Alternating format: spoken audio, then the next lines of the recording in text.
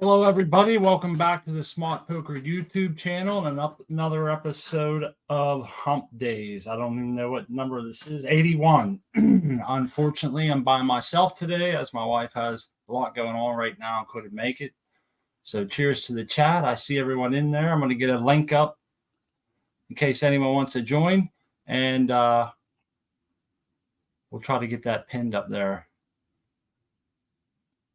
It's nice to see everybody. I got to switch over to YouTube to pin it. You can see our tent there. It's doing all right. It's a little lighter than it was last week. See if that works. Yep, there's the pin message. That's the XY, Claude, Jack Lawrence, Isanai, Dabby Hayes, Fazoli, Artman. It's nice to see everybody. Hopefully y'all can hear me out there and I'm not having technical difficulties. I feel like I'm behind. Hello there. How's it going, man? I just got booted out for some reason. I don't know what the hell happened. Really? But I'm back. That's happened to a few different people, man. I don't know what it happened like during the show and everything else, but I'm glad you're back. How's it going today? Wait, your intro is also getting cut off. I'm just catching the end of your intro, so you might want to check out the recording next I'll have to check after the show. Yeah, because you're getting part of it. It happened last time too. I'm glad you said something. Well, I guess I can do it again. Cheers, everybody. Welcome back to Smart Poker YouTube channel. Another episode of Humpdazed, number 81. Unfortunately, I'll be by myself behind the camera today as my wife's got a lot going on and couldn't be here. So I appreciate you guys telling me that. Yeah, because the other one, there was a lag, but it had it noted. You know what I mean, Art Man? It would count down and then it would click and then everything would stay zeros until you were actually live. Then it would start showing followers, and that was my little cue, to go ahead and start talking. Well, there's no way you're going to know unless somebody tells you. We're getting some feedback from you, XYZ. How's it going, man? Oh, I was going to say. Okay, let me go grab my headset. I'll mute for now. So what's new, Art Man? Oh, not too much. I'm just hanging out, getting ready to light this doobie. I just fired one up, man. I rolled two before I get started here. I was running a little bit behind. I wanted to say thanks. We got a package the other day from our buddy Seed Person, and I wanted to tell him thanks if he's listening. I know he gets up early. Sometimes he doesn't make Wednesdays, but it was very thoughtful, nice, and got some seeds. He sent me some platinum truffle. No, what was it? Platinum Valley. Some Platinum Valley, and I'm excited for that. And there were some other seeds in there and some candies, homemade cookies, and coffee. It was just cool shit, man. It was very personal. And then the American one sent us an Amy Aces poster, which is super cool, man. I got a great spot for it. I wanted to say thanks to them guys at the top of the show. Oh, yeah. That's great. Yep. Good gromies. Great gromies.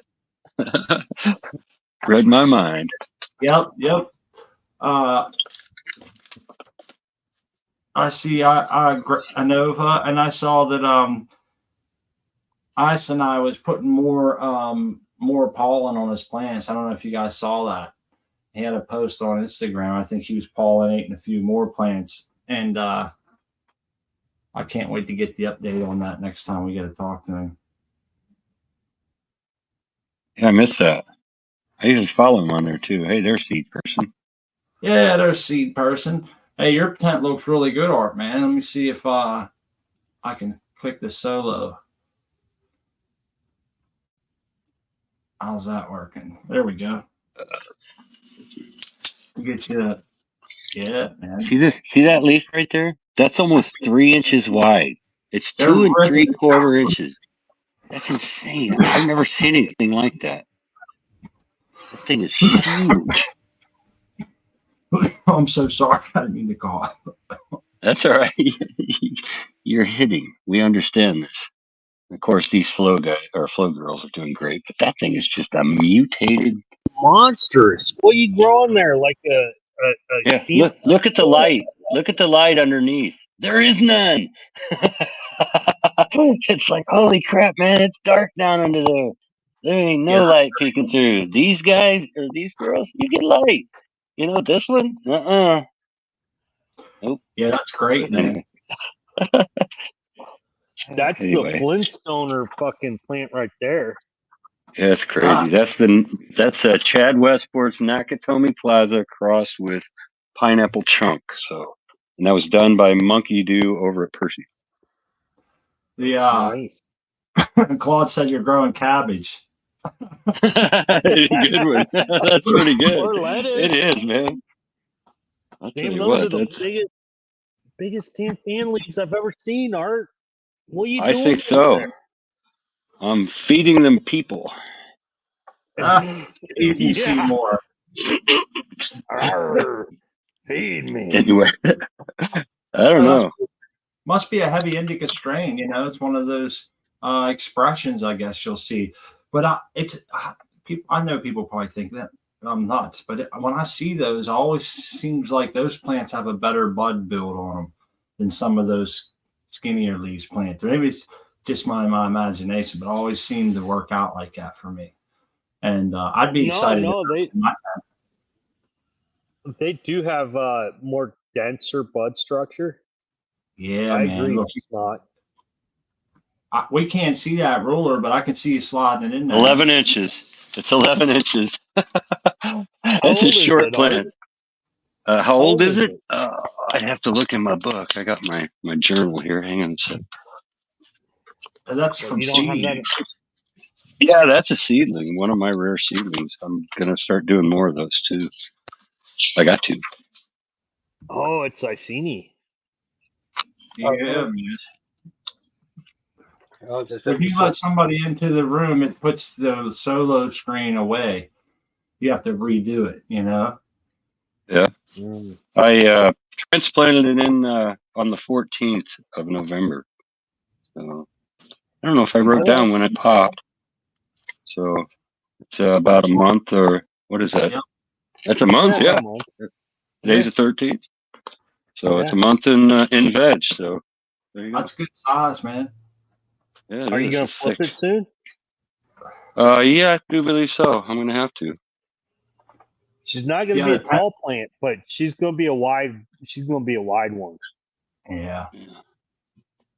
I'm not sure about topping. Girl there, buddy. You're not going to top it? No, I say I'm thinking about topping it because if I don't, there's going to be one gigantic cola, I bet. Yeah. Yeah, you'll definitely have some apical dominance. What's up, Asanai? We see you, buddy. I just wanted to let you know we see you in there. Yeah, you're right, fellas. Yeah, don't carry on.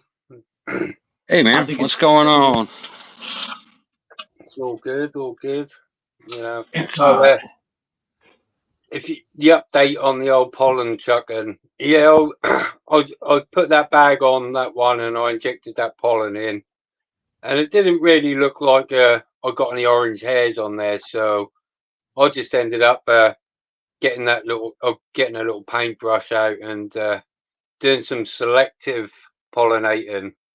And after I got through with about 3 plants, you know, picking here or there where I wanted to just dab this pollen on, I got a little bit bored and a little bit, this is a little bit hard work on going and doing this for my buds and stuff that I want. So I just held a little bit of pollen up and switched my fan on. I knew that was going to happen. You just threw it all over the place. Open pollination. We'll get them all.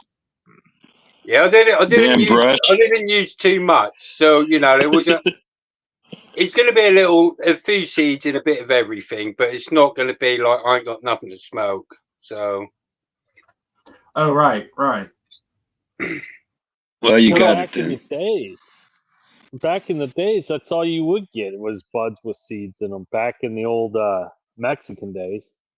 Yeah, I mean, well, this is the thing. I mean, when you're growing for fun and a hobby and just yourself, and you're not selling it on, you don't care about these sort of things, these issues, because they're not. That's not really an issue to me because it's just That's prepping. You know, I want seeds. I want the ability just to, you know, if I want to, just to start 100 seeds and pick 10. You know, and discard Well, 90. Just pick the best 10. you can almost sell them seeds for more money than you could sell the flower for. It seems.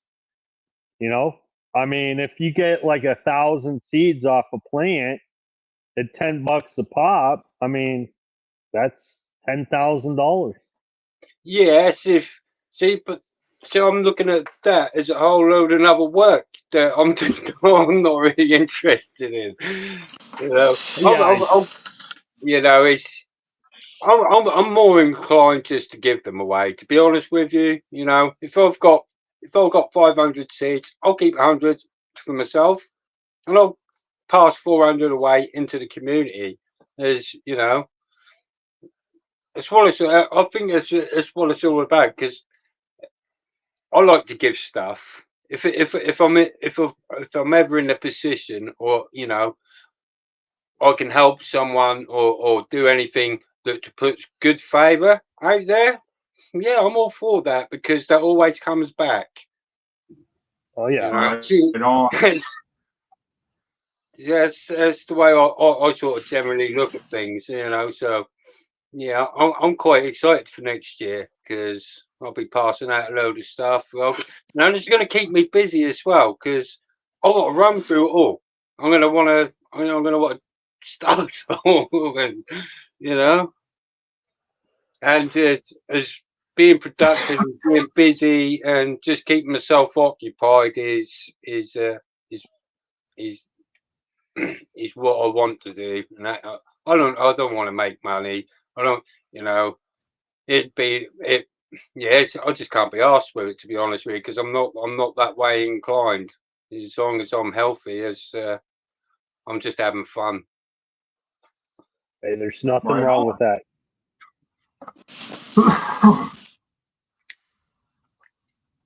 No, I ain't got no. If you know, each to their own. If I ain't got a problem with anybody else in the industry or making money or whatever, because everyone's got to do what they got to do. So you know, Right. I ain't got a problem with people making Hey, money. did you happen to notice any of the hairs turning brown yet? Oh You've yeah, been looking at I put a couple of pictures because I didn't directly pollen or touch a couple of plants in there. You know, is but they've got a couple of orange hairs appeared on them overnight, so so that's going to be in there. That's all in there. And the cool. ones that I did, sort of like heavily pollinate, I just threw back in the middle of everything, and my fans just blowing left and right across it all. That's crazy. Well, you're gonna get seeds for a while there, Ice and I. Yep. Well, I'll treat the room. I'll run my ozone machine in the room, maybe in about a week or Oh, two, and that should eliminate any of the any mold spores and pollen. So anything that's viable is only going to be viable for a little bit of time. So it's not going to there you stress. go.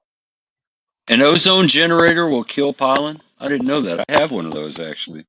Yeah, Interesting. Oh yeah. Oh, cool. Yep. Cool. I'll be damned. yeah. Oxidize. It's because Yep. it's the oxygen, isn't it? It just oxidizes it out. So yeah, I'm about halfway through my teardown on my automated system, and I'm cursing myself right now. Oh, really? It's hard to clean. Yeah. Oh, it's not that dirty. The only thing I really got is salt buildup, but I have to take everything apart, make sure it's in working order because next year I'm gonna be gone pretty much from the 6th till the 1st of February. Be home for a week, and then I'll be gone again till harvest. So I need to make sure everything's in working order. I got You're you. gonna see it twice? Wow. Yep. Yeah, the whole row. Well, yeah, but I'll Guess see it every day. Right. yeah, just not in person. I guess we got a lot to look forward to. Ice and Ice seeds. your hands-off grow. I'm looking forward to the Well, New Year's grow challenge. I made sure to be home for clone day. Clone day, and that'll be pot up day, clone day, and basically leave a couple days later. So Yes, clone day is going to be. He's referencing the New Year's Grow Challenge, side challenge. It's going to be taking clones, and then there'll be prizes for the biggest rooted clone, smallest rooted clone, things like that. It's going to be a lot of fun. I'm going to try sand. I'm going to try water, and I'm going to try cocoa, and see if you're going to any. Now, you're going to do water. How are you going to do the water? Are you going to spray it, or are you going to just do it like PWC? Yeah, I'm just going to put it in a cup of water. Okay. I'm going to dip it in my powder shit and put it in a cup of water. And I may change the water. You got an air bubbler. Not one will fit in there. I don't think I have any now. I used to have one of those big ones, XY. I think it was a 4-port, and it was loud and warm. And I haven't used it in forever. I don't know if it's in the basement or if I just got rid of it. I used to run it in used to have a tote for a res, and I put it in there. Okay. But I quit doing that. Yep. And so I think I got rid of it. But I'll probably just change the water. Maybe change it every day, every other day or something. Well, if you need a bubbler, I've got a nice, quiet AC Infinity that's looking for a home. I appreciate it, man. I guess part of it's kind of trying to keep it simple, like just cut them. Oh, yeah. Yeah. Put them in there, see how they do, keep the water fresh. And then in the other ones, it'll just be straight cocoa and then the sand, which I still have to kind of look into a little bit. I know I want to rinse the sand first. But other than that, I haven't really dug into it much. I guess there's not much to know. Just go for it, right? Oh, yeah. So seed person probably be the one that knows the most about sand. Yeah. Didn't he do his in sand? He did one time, I think. I'm not sure if he kept it or if it made it or what, but I remember he did have one in sand at one time. Cool. I think the point of the sand is you want it rinsed, or you want it, or you don't want it because it's salty, obviously. So you want to get the salt out of it. So the play, or from what I learned, or from what I understand, is Johnny Canner Sand or Johnny Canner Seed, Mr. Sand. I think he was using the play sand for like what you buy for children's play pits.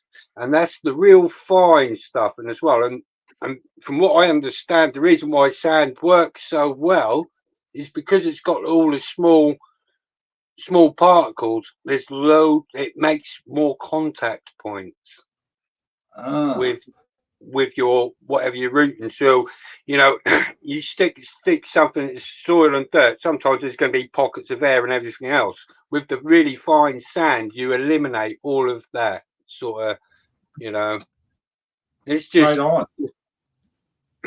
So the smaller the sand, the finer the sand, I would imagine the better it is. Seed person said that the upside down clone was in sand. Was it really? So, yep, that's what he said in chat. Okay, yeah, the infamous upside down clone. I gotta say, part of the package had a piece of the upside down clone in it. We're going to be able to smoke upside down clone. Like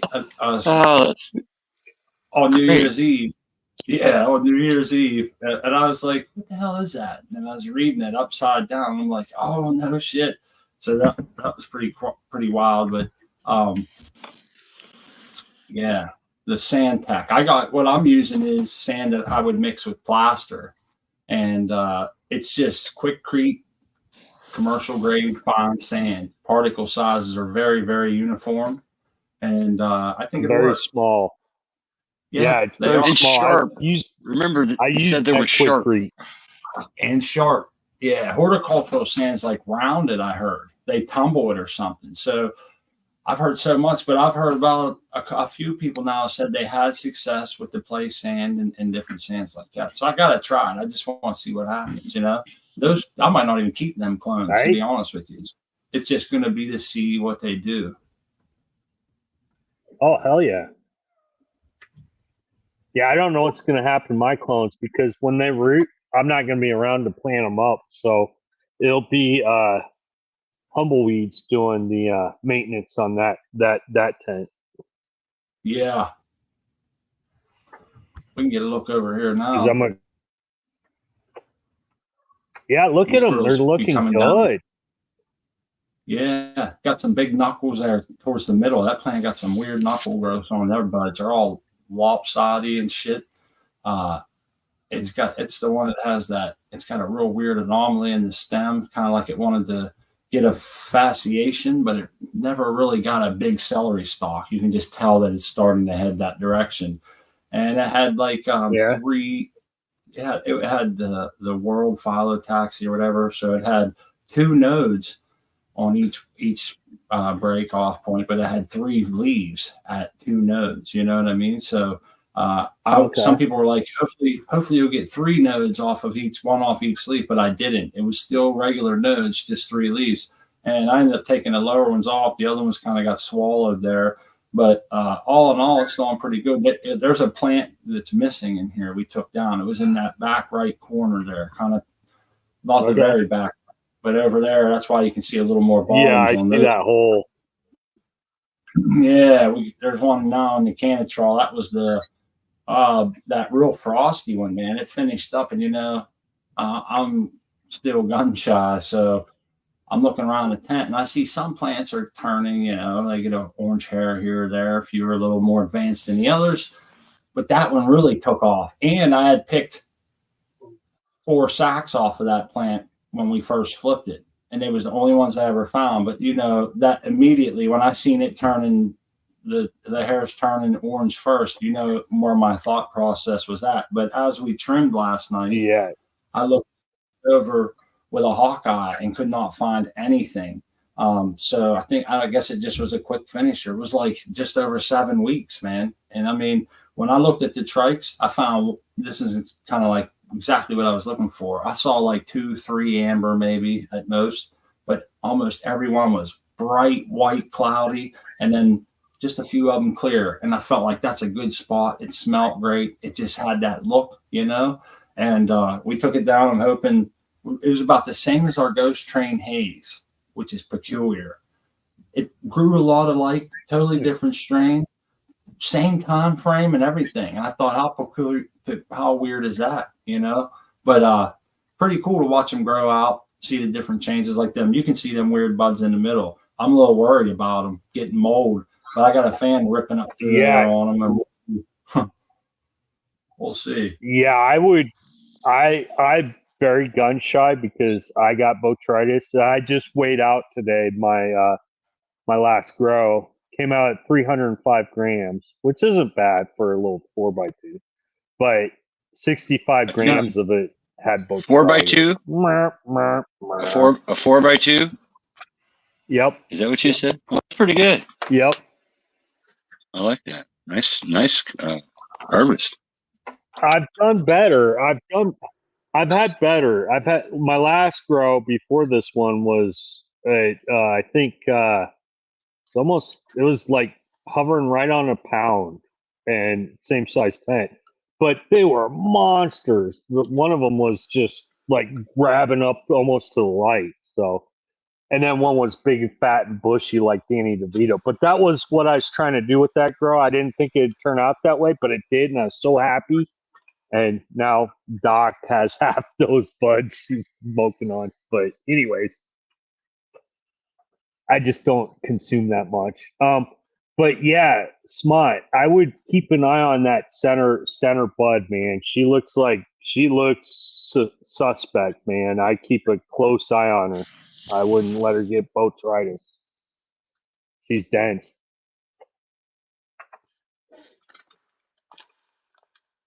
The other, I was muted there. The other thing that sucks is because I'm trying to keep the humidity down for this tent here, and then I have another tent that's in veg, and it's been suffering like crazy in the 40s, RH, yeah, 76 is the temperature, and so it's not loving life. But this one here only has another week, and I'm thinking, damn it, and that'll be the last of that. We're gonna have to start running both tents simultaneously. The only downside is the harvest comes at you all at once. It's a lot, but when you put it on a scale, that's going to be the least impactful thing versus what have been dealing with. So, we moved to this house 3 years ago. Still getting used to shit, man.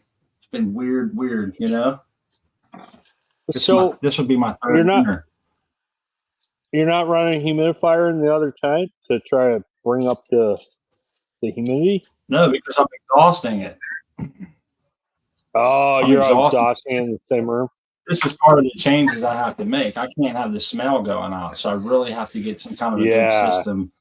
It carries it outside better with where I have a shore instead of the smell. But until then, I mean, I can make it work, but it's always less than ideal. You know what I mean?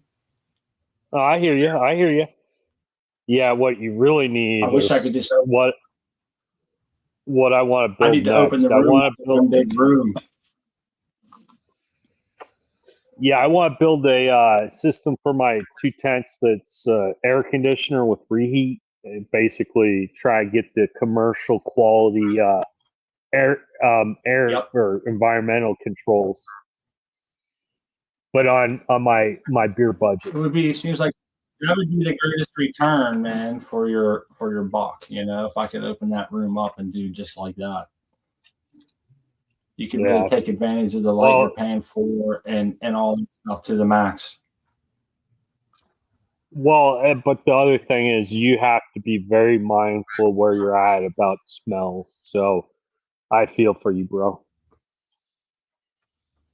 Yeah, it sucks. Trying to keep the smell all contained, but the filters work good, but it makes it hard to get too much movement out of the house, especially kind of you guys all understand. Shit, none of us are new to this, but they're doing good. They got great smells in there. That's Stacy in the front left there. She's really been putting on some weight. It's not really a foxtail, but she's getting like a conier tip on some of them, but it's all the way down. It's not like a light stress thing or nothing, but she's definitely putting on weight and smells like, I don't know. I call it Fruity Pebbles. It's really hard to put your nose on one thing. It just has that kind of like a overwhelming smell of different florals and shit or something. There's nothing jumping out at me like rubber ball or skunk or nothing. It's a really good, not offensive at all to the nose. Yeah, it doesn't make you squint like a strong gas or skunk or anything. It's very, very, very pleasant, like something you'd want to eat. Oh, yeah. I'm kind of disappointed with Miami Aces because some of it got botrytis, but the stuff that didn't, it's not really smelling as good as my purple Urkel. It's good flower, don't get me wrong. It just ain't got my fruity smell that I love so much. But I don't know if it's just my environment or my grow, but it was really dense buds, so I don't know.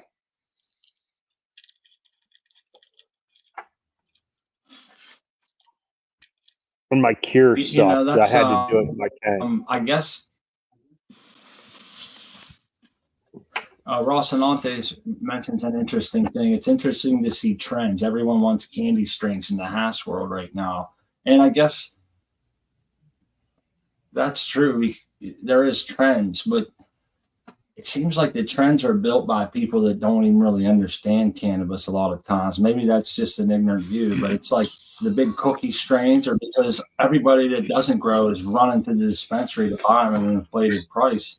And then you just hear that it gets spread around. I think that's a lot of how some of these things get pumped up. Now, I guess on an inner circle of hash makers that are top-notch hash makers, that would be a different discussion. But when I see trends such as that, that's usually what I think about is like the cookies, the whatever, It's a bunch of advertising.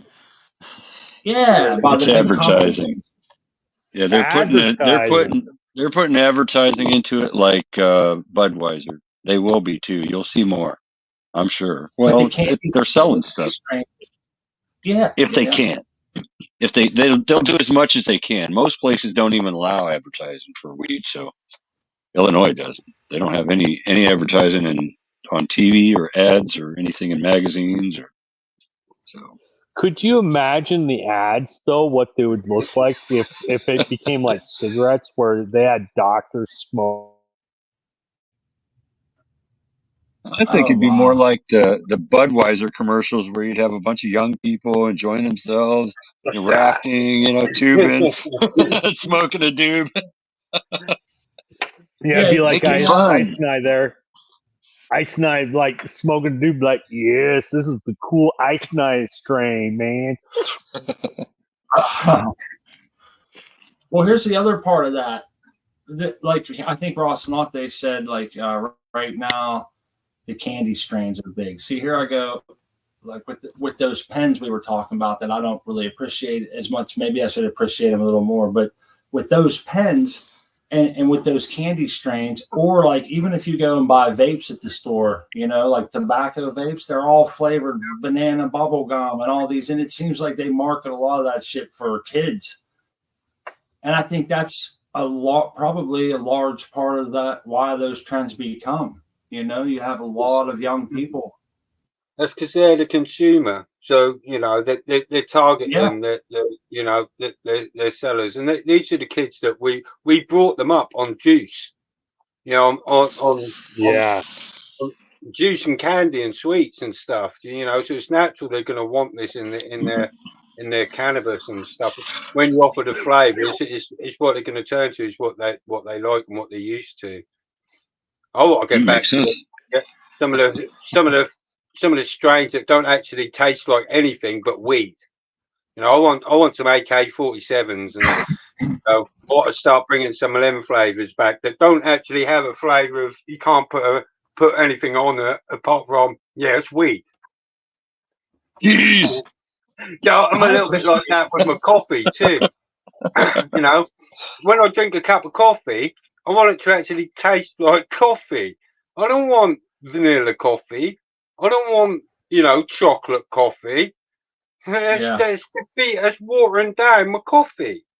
Hey, Ice Night. Ice Night. I guess you're screwing up curve, buddy. Flavors, man. Because so Ice Night none of us would get the same toppings on our pizza. Maybe a few of us. Yeah, that's it. Well, let me say this: I can appreciate a good fruit strain and shit. I really can. I enjoy that. Something that smells like fruity or has like the one smell that I don't appreciate, I have to say, is the menthol eucalyptus smell. And we've had some that came through as that, and it was like smoking a menthol cigarette or a menthol blunt or whatever you'd want. It wasn't. And I think it was isopropyl or something. Someone told me was the main terp that brings that flavor about. I can't remember what plant it was, but did not appreciate that. But my main two are like either like a skunk, which is kind of generic, but you guys know what I mean. That good skunky, like maybe a BO, kind of a rough smell. I love that. Or a gas, like diesel gas smell. Those are my two favorites. And I don't know why. Like, I guess that's more on the offensive end, but there's, like pine's good. I don't mind a pine, but that's not like something that I go looking for hardcore or anything, or get very excited about if I start to smell it. I don't dislike it, if that makes sense. I've had pine that was horrible, like pine sol. I couldn't even tolerate it. I gave this away. It was horrible. It's just too much. This goes back to a good point. There's a phenotype. There's a phenotype in the Amy wine choosers that comes across as a bit antiseptic, aniseedy sort of flavor, and that's you first taste it and you're like, oh, that's different, a bit medicine-y, maybe. But by the end of it, you're like, I don't want them all that. Yeah. Yep. I've had those.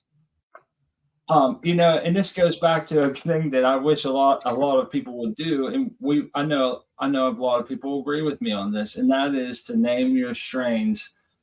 Like if you name it blueberry, pineapple, one of those flavors should come through, or if you name it like something apple or whatever, I think you should kind of, because if that's how someone novice like me, and everybody, that's how I would go looking for a strain. If I'm looking for like everyone's telling me apple fritters killer, I'm going to go looking for something with apple in it, Yeah, And so I ignore the name. Read you got to read. You got to read down, haven't you?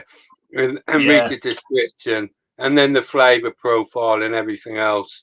Because the names, that's just irrelevant in 50% of the stuff. Yeah. I guess it's part of us being not a regulated market at all, and you can just kind of do that, which is great. But I really enjoy it when people name it a blueberry something, and I get that flavor. What do we got there? I agree wholeheartedly. It should taste like the name, or if it's a color. I hear that root beer is actually named after the color and not the flavor. So have you heard that at all? Yeah, I have heard that. Okay, I wondered. I tried to put you up here, X-Men. It looks like you've cut out on us and you're froze. Oh, shit. I'm frozen? Hey, that's a nice picture there. You got a big bowl in your hand, don't you? You're holding the bowl up. Can you hear me now? We can hear you fine. But we can see you just clear. It's just one frozen mug shot. Yeah, with the bowl just like... Yep. Oh, well, we can hear you, though. That's fine. Hey, my internet's not so great on the back patio. I'm a little far from the Wi-Fi. But, I'm doing Purple Oracle. Speaking of fruity candy taste and crap, this stuff is that. But, man, it's a train wreck. It's freaking awesome. I love it. And it just geared up. The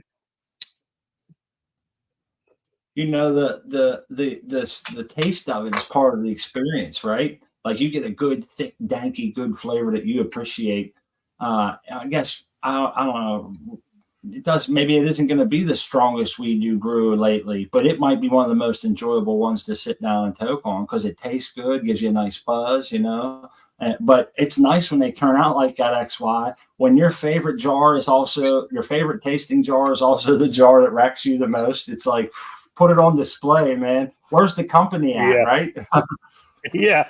Well, so I bought Amy Aces, and these were the free packs they give you. You know how they give you free packs? I grew all my free packs out with the Amy Aces, and it turned out better than Amy Aces. I don't know if it was my situation or whatever, but the Amy Aces were much bigger. They grew like monsters compared to this, but it's just better tasting. I don't know why. And it gets you higher. It's got way more trichomes. But I wouldn't turn down any Amy Aces if you gave me some. Oh no, it's we enjoyed Amy a lot. I was just looking at a video earlier of her growing in our tent as a young Amy, and I was thinking I didn't know then what she was going to turn into and how much we would get off of her and enjoy the grow, the smoke. It was one of those fun ones too, man. You didn't have any problems, She just cruised right through. Things just clicked right into place, and I'll look forward to trying her again. I got some Black Friday here. Uh-oh. It looks like maybe my internet's cutting out. Yeah, you kind of staggered for a second. Well, I heard everything you, though. Everything on my screen turned into black squares with those circles, buffering circles. I might have a low. I think it's just the StreamYard. Okay. Because it was kicking people out earlier or last time. So you can't make anybody a mod, can you? No, it doesn't have that option at all. Not that I can find. I still got to get a hold of somebody else that has StreamYard. I want to see if they have that. How do I do the like the giveaways and stuff? You know how it pops a name up when they do giveaways? I want to try to do, but I don't know if you have to buy like StreamYard the tool, advanced right? pro subscription or what. Yeah, I have to poke I around think that. it's a nice an ad, maybe, or an add-on, like browser add-on, maybe. I don't know. Okay, I'll have to get a hold. Maybe I'll get a hold of the guys at Caribou. They're always willing to let me bend their ear. That'll be nice to have that for the future. But yeah, we're still getting to know the StreamYard stuff. So far, I like it. I like that we can put like banners up there, so then you can have people reading stuff, even if they're just stopping in for a little bit. Like this banner here tells us about the New Year's Grow Challenge. There, sign-ups are open for New Year's Grow Challenge at cocoforcannabis.com. And if you sign up before Friday, you'll be automatically entered into a giveaway for free seeds, which are banana kush and baked apple from Homegrown Cannabis Seed Company. And we'll be announcing the winners of that live on the show Sunday. And there's also a thing going down. If you want to grow with us in the New Year's Grow Challenge, you want to buy those strains. If you happen to win them, you'll get your money back, and Dr. MJ will send you a secret surprise gift, which I thought was pretty cool. So it's going to be a fun time growing in the New Year's Grow Challenge. We're going to do the cloning sod challenge, and you'll be able to document on Instagram, because, a lot of us already go to Instagram, post pictures and a brief description anyhow. So that'll be considered, your weekly journal. We do ask that you go to the forum and at least make one post in your journal. That way you can make sure we're entered and we'll be able to follow along. It's going to be big fun. And I enjoyed their strains last time I grew them, so I'm looking forward to these ones. So go over and check it out. Make sure you get signed up before Friday. And as they say at Cocoa for Cannabis, grow your own, but don't grow alone. And I love that motto, because you can keep your anonymity. You can lean on your friends. You can help other people and get to know new people. It's a lot of fun. I know a lot of us document anyhow. So, and that's the other thing. It's very self-serving. You'll have, depending on how much information you put in there, somewhere else, someone's paying for server time so that you can keep your journals. And then in 3 years, when someone wants to know how you grew that Ghost Train Haze and what your soil blend was or what your EC was, et cetera, you can easily go back, check it out, and it's right there. So I encourage everyone to at least check it out. I don't think you'll be upset. And make sure you use the code SMART if you go to Homegrown Cannabis Company. They got some good seeds and you can save money. 10% of your money. Whew, that's my spiel right there on that. I enjoy that. We've been doing these. I've been blessed to be a part of the New Year's Grow Challenge for like the last 5 years now, and it's been a good time. And to watch the community evolve and watch myself evolve as a grower and get to make different connections with people, like some of you right here today that are in the chat and even on the show, all came through Cocoa for Cannabis. And, it's been a big part of my life. So that's why you guys often hear me promoting them and trying to get us all together there, because they're the inspiration for the collaboration this show tries to carry.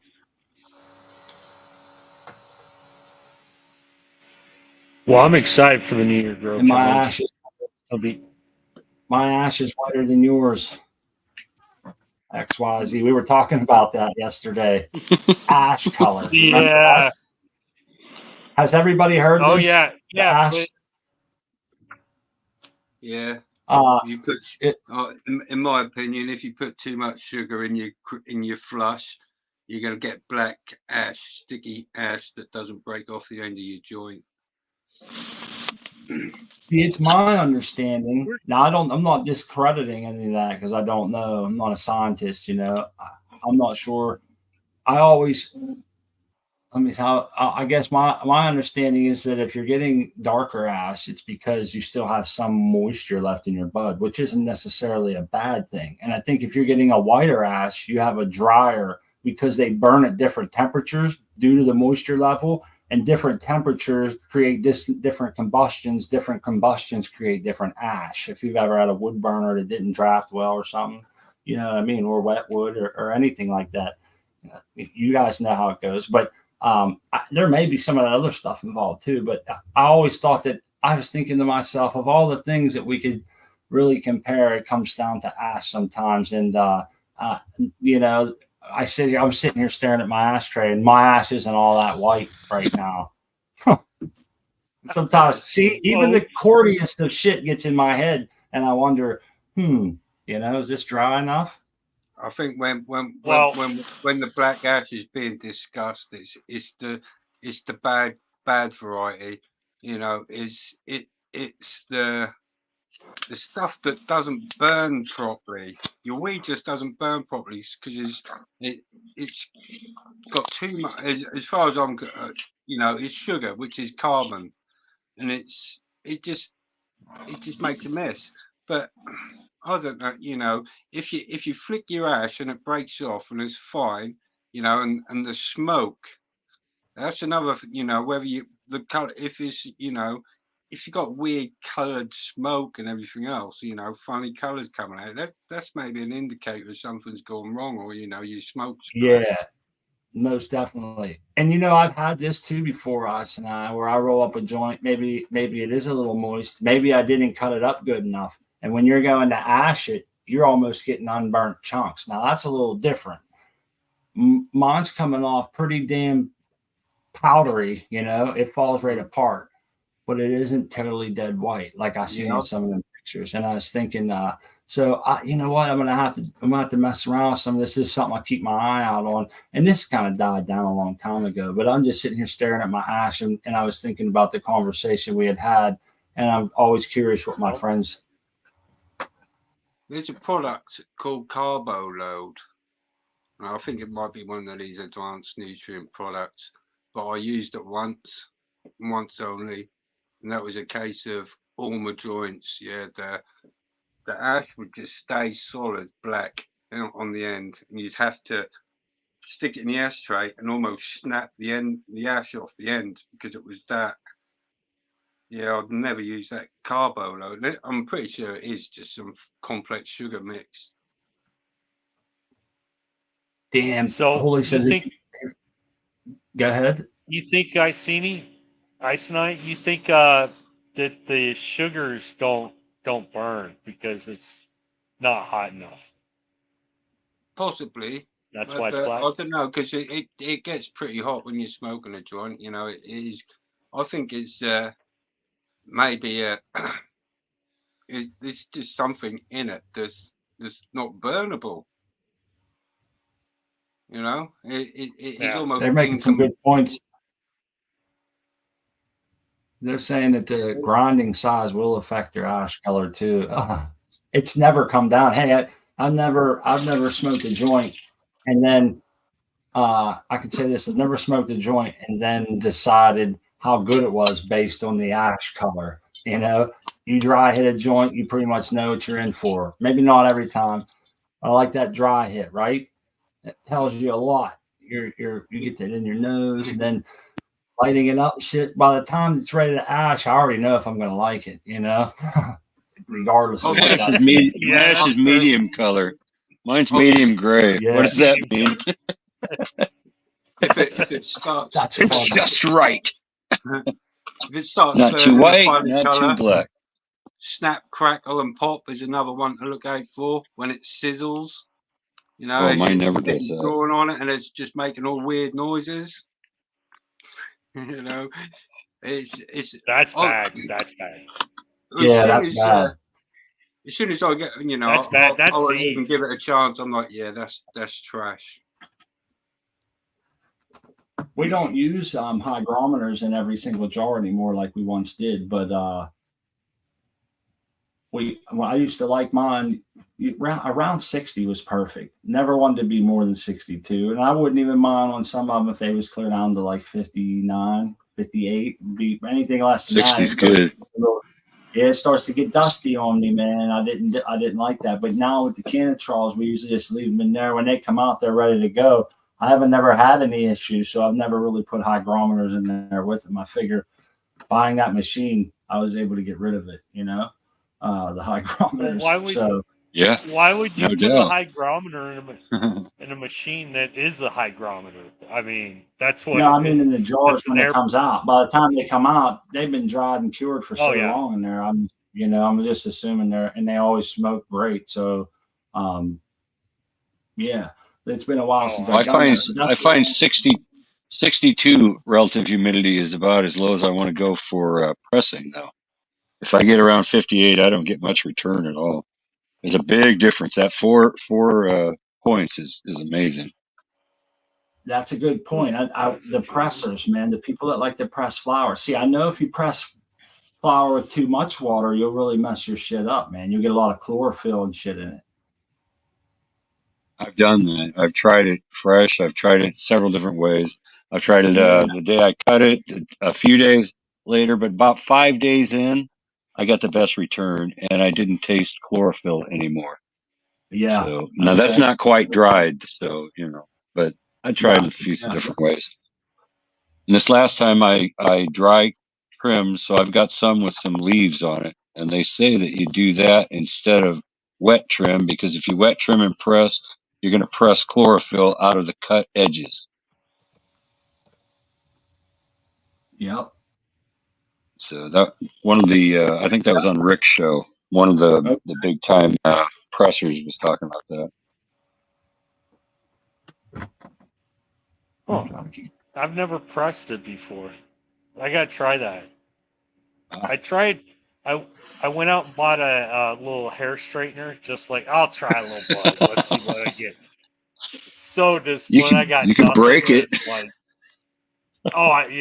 no, I didn't break it because it's like, if this doesn't work out right, I'll just give it to the roommate. She'll see. I wish mine had a pressure gauge, man. If I ever had to buy another one, it would definitely. And every person that's ever asked me about presses, I told them I'm not super versed on pressing, but I can tell you this: you're going to want one with a pressure gauge, because it's just I blew a lot of them out. I felt like I wasn't getting enough return. You put a little bit more to it, and boom, and it's like, damn it, did I wait long enough? So there's a lot of learning that goes with it. Pressing sounds a lot easier than what it is when it comes to doing it correctly. And then you get these guys that got the honey coming off, man. They get the freeze dryer and shit. That's legit there, But I like pressing flour, man. I thought it was fun. It's tasty too.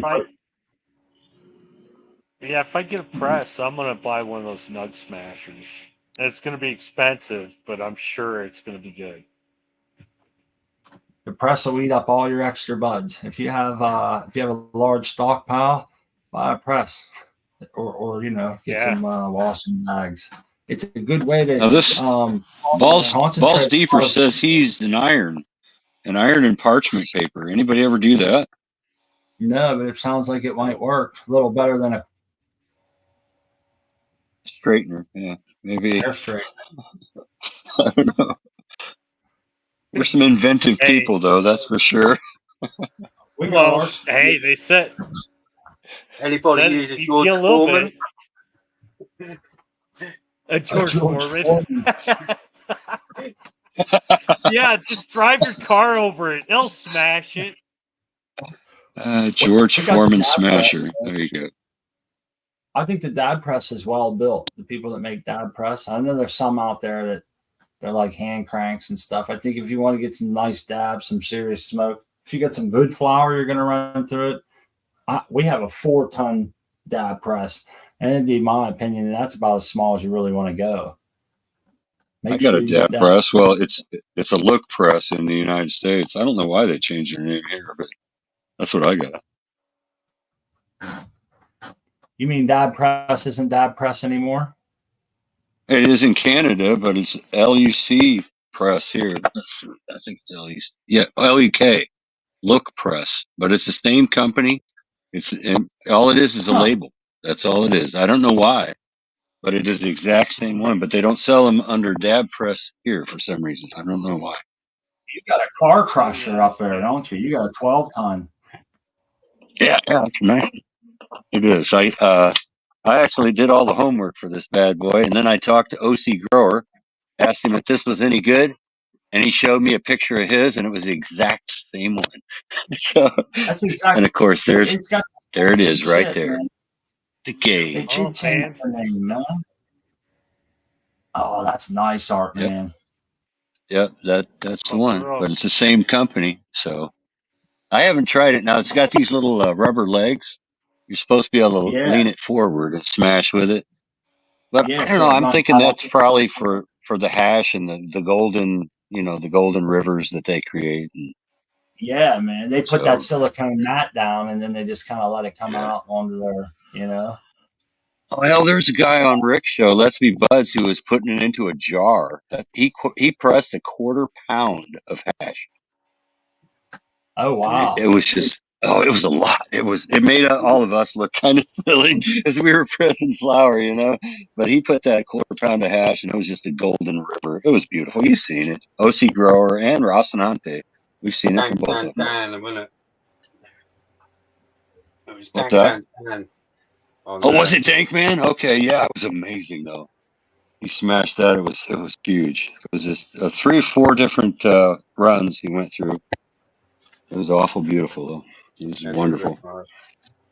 Right on. Hey, I wanted to introduce, say hi to Doc MJ. Just joined us. How's it going, buddy? What's up, guys? Hope everybody can hear me all right. Hey, Doc. We're just hanging out, talking just different things with no particular subject. I guess some days, you know how it is. That's cool. In and out a bit, but I've been listening. I was just eating. So I figured I often miss the Humpdazed show, so I was stoked that I caught it, and I just decided I'd pop in and say hi. That's great. My wife couldn't be here tonight. She sends her love, and she'll be upset that she missed everybody. No, well, we always miss Crispy when she's not around. Yeah, she helps me so much with the links and everything. It's kind of hard to get it all going, but yeah, it's nice to see you. Now, do you press, Doc? We were talking about presses. Do you press anything? I have a press, so I should, but I haven't pretty much at all since I got the thing. So I don't have a great excuse other than I haven't had a harvest in a while. I kind of need to have a harvest, and I've been definitely thinking about pressing some coming up here. I should have a couple of harvests back to I'll harvest in January and then again in April. But I've got a 10-ton press, so I can press the crap out of something. That's like up there with Art Man and the 12-ton. Hey, that's pretty nice. Oh yeah. Yeah, we'll get some people together and get some pressing. I've never really gotten into that side of it, but I came into this, I think, from a different place than a lot of other people. A lot of people come into this as like huge cannabis fans and cannabis aficionados. Like I came into this like as a horticulture guy, right? So like I've always been more focused on like the growing the plant side of the cannabis as opposed to like the processing side. I mean, I like to, smoke my cannabis, but and do other things for sure. But I've never gotten that invested in processing. I've always been flower. Some of the people on the panel here can probably agree with that. I've always been just flower, and I still am to this day. That's my main source. I thought you liked the vape primarily. Well, I feel weird. I got a torch lit up. I guess I could upgrade to like an e-nail, but having the torch and all this hot stuff around, it's like, man, I'm really got to be on my game so I don't brand myself, and because I'm that dude. And so I don't know. I guess for me, dabs and such has always been more like when company comes over, you can sit on a table, kind of get around it. Everybody's doing a thing, but I'm not a big dabber. But I do want to I like to be able to press. I want to be able to process it. It's a good way to turn. It's for long-term storage. You can. I don't want a torch. smart. I mean, I think there's some things that are fun to do with extracts, but yeah, I mean, I'm kind of partial to dry herb vapes, to be honest with you. Like, I like vaping it, but I'd rather just vape the cannabis itself as opposed to have to like process it into something else first. But I don't know. There's definitely reasons to do it different ways, but I think as home growers, we have a lot of access to flower, so it's easy to just flower. I know it's fun when I see Ross Anante and OC Grower and them guys, and they have that stuff pouring off of there. They're the ones that's for art, man. That's why there's rubber stoppers on them for people like them. When they press it, they pull it forward. Because I've never had that much where it ran clear off of my parchment paper. I'm able to build a little trough there at the end. It catches it all. But yeah, that'll be fun getting into some of that. Well, you guys were talking about a torch. I don't do a torch anymore. I go to an e-dabber. I don't want to do that. That's too. I don't know. It just seems crackish to me. Yeah, and you can't control the temperatures as well, for sure. Yeah. No, and I'm trying to set the torch down and then grab a heat gun sensor and put it on there and see if I'm at the correct temperature before I drop it in. It's very like, this sounds good in theory, and then I get a little high, and I'm like, can we just smoke a joint? Like, yeah, it becomes. I feel like a lame-o. Well, I like joints too, though. I like joints, and I like hash under glass. I like hash other ways, and I like dabs. More power to you. I'm just saying, like, I get high and that's and I can roll a joint like easy and then light it on fire. I don't have to worry about like melt points and stuff. Lighting the house on fire quite as easily. I'm about to light this right now. We got some God. What's everybody smoking on? What are you smoking on tonight, Doc? I am smoking on some of my lava cake. I ground up some lava cake this morning, and damn, I really like the lava cake of the 4 strains I'm still smoking on. I heard XYZ earlier talking about his recent, both the Amy Aces. I already smoked all the Amy Aces that he brought me, or that he gave me in Vegas. But the other one, I still have a little bit of that nug. And that, what is that? XYZ? It looks like he might be froze. No, he does look like he's hiding in a dark closet, though. Yeah, well, that's all I got. That's all Can you hear got. me? Yeah. Yeah. What was the that's other one? Purple Urkel. Purple Urkel. That's Purple right, Urkel. Purple Urkel. Purple Urkel is like pure fire. I'm sorry. That's really good. I ground up the lava cake actually today because I wanted to like see and kind of like, is this really better than my lava cake, or is the lava cake better than the? So I smoked the last bit of the Amy Aces last night. Lava cake. Really, lava cake is different. It like knocks you. It knocks me to bed. Yeah, nothing else gets me as high like as quickly, and just sort of lava cake. Although the did that to me the other day. I like it when I'm smoking a bowl and I get so high I forget to smoke the whole bowl. That's like, that's one of the indicators that I have about how good weed is. Like if I smoke the whole bowl and I'm like, I'll put back another bowl, then it's like, this isn't very good. But if I like smoke it, like if I smoke like one hit, I sit the pipe down and I'm like now thinking about like, the expanding universe or something. And I'm like, whew, like an hour later, I'm like, oh wow, I was smoking a bowl. Oh my God, I only took one hit. Like that's really good cannabis. Like that's pretty much my metric. Yeah. Profound revelation. I got high enough I didn't finish the bowl the other day. And I noted that. I was like, damn, I got like really high. I didn't even finish smoking the bowl. So. Yeah, that lava cake will do that to you. And the lava cake does it to me like every time. Yeah, absolutely. The lava cake's like at night when you want to get like, you got to go to bed or something. You take a couple hits of the lava cake, boom, okay. I'm good. Anybody using a flower vape cart? Like we had the Stores and Bickle Crafty, and I used it for a little while. And I got to say, I like the first half of the bowl, but the second half always tasted like burning hay. And it was like, I don't know, it didn't hold very much. Well, you might have just been trying to like vape too much out of it. I agree with what Maybe. you're saying there, but I think that's because Yeah. you're heating it up too much and getting stuff that's not as tasty. I wasn't a I fan got a of the vape. vape. I got a vape You know- at MJ BizCon, and I got to bring it out. Sure, it's pretty good. Yeah. Oh, What kind that's is a it? liquid vape, though. He's talking about like a Flower vape. A handheld. Dry vape. No, a dry handheld flower flower vape. not No, a dry vape. it's hold on, I'll be right back. Okay. I had a Crafty too, Smart. I liked my Crafty, and then the battery died. I quit using mine a long time ago. I'm actually sending it out to a friend of mine so they can test it out and see if they like it. I figured they're a little pricey. No? That's my other big issue. I've decided I don't want to get involved with things that are big pain in the ass to clean. I'm not into I'm not into cleaning something every time I use it. I'm not going to do that. Then it's going to get kind of like funky and nasty again. I'm just going to. You ain't got to clean a joint. Every time I roll joints, all I got is a roach. Touche. I save them because I remember what it's like to have nothing.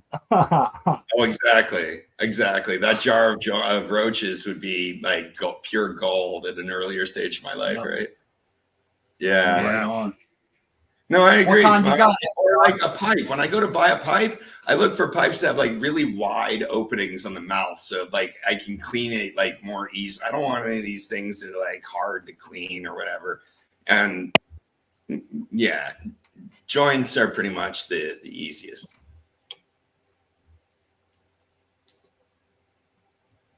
What kind do you get, XYZ? I'll put you on the big screen here. Let's see if the connection will hold out. It's too dark to see. Oh wow, you got It's a little that? bit dark to see. But Oh, yeah, that's cool. It kind of looks just like some, That looks like a little And crafty then- almost. And then there's the bowl. It's a pretty big bowl, but it's already at the point where it tastes like shit. Like Smart saying it's on the bottom part. But I have it cranked up all the way to high, so that might be why. Yeah.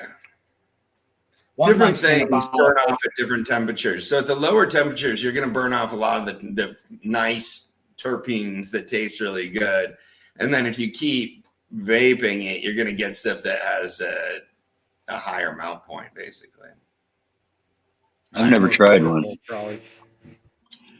I never wanted to buy one to try it, So Well, I got it for $60. It was like the one they're demoing, and I was like, I'll take that off you. Oh, wow. they're nice for in public. They really keep the smell down. Yeah. You can Well, the one we not had, really. you can preload these little cartridges and take them with you, and it Yeah. really did help keep the smell down. But at that point, I don't know. It depends where you're going and what you're doing. It could be very nice for that. You spend a day at the zoo or something with your family. You got to have your vape in your pocket and do all right, not have to infringe on anybody else's rights by them smelling it or anything. And that's what I liked about it. That's the one thing I kind of used it for, was to take it with me. But That's what I would do with rosin if I was pressing rosin or whatever. I'd get little vape pens that I could put, a dab of rosin in, and yeah, those are easy to carry around with you. How's the grow going? Look at those lights. I see you. What you doing over there, man? It's like a disco. I like that. It is like disco. It's a little bit straining on my eyes, though. I think I'm going to have to change that. They're It's bright. all green. So it's the BBFD in there. Yeah, get your meter out. it's pretty strange. I'll have to pick up my phone and do it. No, it's not bright, but It too does. bright for 1:10 in the morning. You totally look like you're at a club somewhere or whatever. I expect to see like people dancing in the background somewhere. Like, Yeah. Where's the poker table? Right. Yeah. Hey, we got a question in where's the the chat poker there. table? Ross Sanante, well, that's a good question, because we've had this talk a few times about he says, and I can put it up on the screen, I keep forgetting that. Any advice on environmental data capture equipment for the horticultural research like Pulse, Arroyo, or Agrotech? It depends on whether you just want to log the data or if you're also controlling stuff with it. So a lot of those systems, I did a big build with Agrotech stuff recently, and it does good data monitoring, but I don't think it's really cost effective for that. It's also a control system, so we're using it to control everything in that grow. So I guess I think about that first. Like, do you actually want to use this as a controller or just as a data logger? Because if you're just going to use it as a data logger, I think there's some cheaper options. I haven't looked into actually pricing out like the Pulse systems for that, but there are some cheaper things. If you're doing this for research, I'd be more concerned about, where you're sampling things from. Most of those systems only give you one sensor readout, which is kind of fine for, diachronic tracking. So looking at it through time and seeing what's changing relatively, but it's not very precise in terms of telling you, what different areas of the canopy or different parts of the plant are experiencing in terms of climatic variables. So, for research, I would think about, your experimental design and having multiple sensors throughout the grow to be recording that, so you can kind of track where there's going to be differences. So I guess that makes a difference, and that would be a more complicated system. Most of the systems for data tracking that you're going to buy just have one sensor.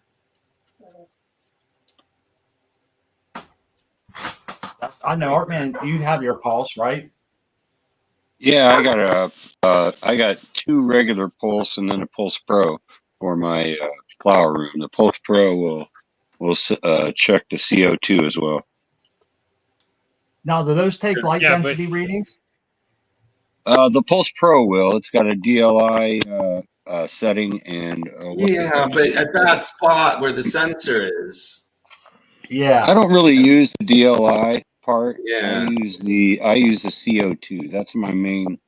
The temperature, the humidity, and the CO2 are the main things I use. Yep, I agree with all that. And having the light sensor, sometimes it's helpful just to know when the lights are on or they're off. But I wouldn't use it really to know how much light that they're getting, because even if it's a good PPFD sensor, it's only sensing one spot in that whole canopy, which isn't going to be your average. You're not really going to be able to do much knowing that one number. Right. That's why I have an Apogee.